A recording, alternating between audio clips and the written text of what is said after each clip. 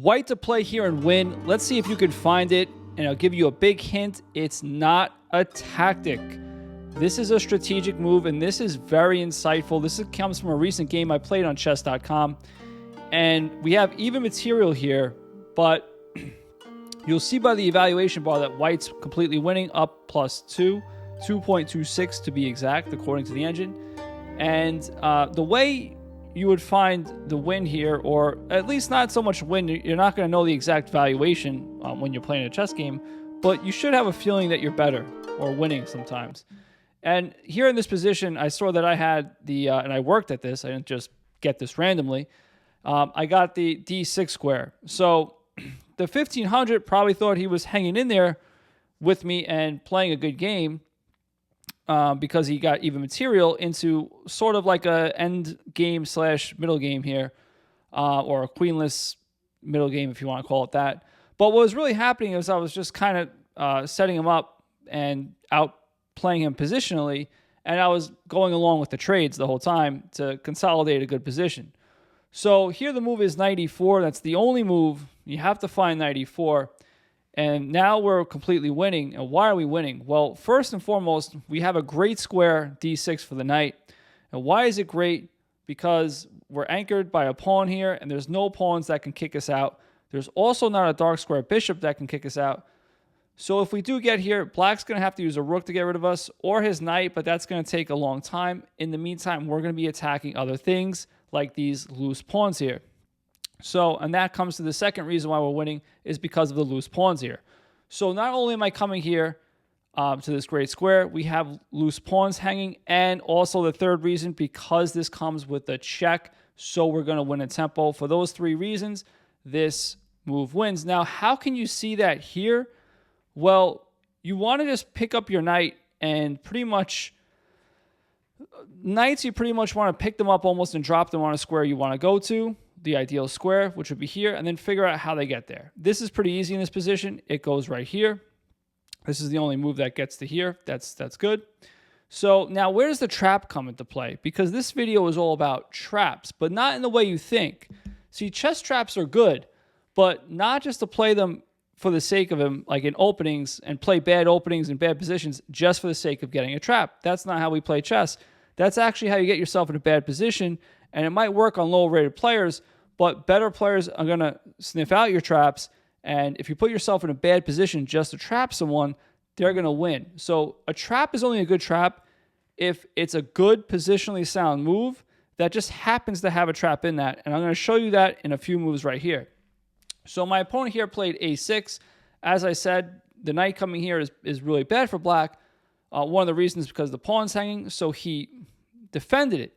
So Black is a good player here. He's 1500, but he's definitely better than that because he set up a little trap of himself. Now, I came here check, and he let me take this pawn instead of this pawn, which looks worse because I'm forking his rooks and everything, which I'm really not, because he actually can just trade, so he's out of the fork. And when I take back, then he plays rook f8, attacking my knight. And not only that, but this pawn is loose. So after I move my knight, my pawn drops. Now, what would you play here? This is the second part of the puzzle here in this video, and I set up a trap for my opponent. Now, a lot of you might be thinking I played knight d6, went back to that nice square. But actually, by how you can see from the eval bar, that's actually a drawn position or an equal position. He would just take with check, and now just come back to rook f8, and he's completely fine here. We're both have same material, and he also can find a nice square for his knight by coming like here and then here, and have a good knight for himself. So that wouldn't work. So in this position, the reason why I'm winning, I'm up +4. If you haven't spotted the move now, it's knight g5. Now, why is knight g5 so winning? Well, I'm attacking this with check, which wins the rook. So I'm attacking e6, winning the rook. I'm also attacking h7. But you might be saying, wait a second. He has check, winning the pawn with check. Well, let me just show you if he doesn't do that. Let's just say he just plays something like this and protects the pawn. Then I just simply take a second pawn. Now I'm up 2 pawns. I'm simply just going to win the game because I'm just up 2 pawns going into an endgame, and we have no imbalances. It's knight, knight, rook, rook. I'm going to get a passed pawn eventually, consolidate some material, and easily win the game. That's why I'm winning. All right, but that's not what he played. He played what you're all thinking. Why wouldn't he play? Take back the pawn with check. And here's where the trap lies. Now, again, I didn't put myself in a bad position to create a trap. Knight g5 was the best move. There just happened to be a trap in it. That's why it's one of the reasons why it's the best move, because black has to play something like rook d8, actually e8, and defend the pawn. That might be his best move. Taking is impossible. And the reason why is because of king e3. And I also should say g3 also works, but just moving out of the way of check, hitting the rook. And the reason why that is the rook is actually trapped here. So the rook can't come here because of the king, here because of the king, and here because of the rook. The rook can't come to the side because of the pawn, can't come here and here, and the rook can't come here, here, right? Can't come here because of the knight.